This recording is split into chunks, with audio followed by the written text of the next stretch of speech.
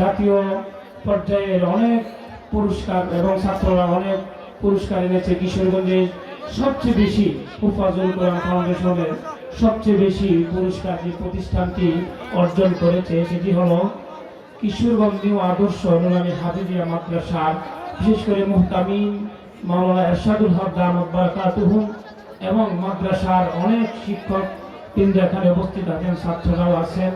ওনারা অত্যন্ত সারা বাংলাদেশের মধ্যে জাতীয় পুরস্কার হিসেবে ষষ্ঠ স্থান অধিকার করেছে এই মাদ্রাসার ছাত্র। বলেন আলহামদুলিল্লাহ।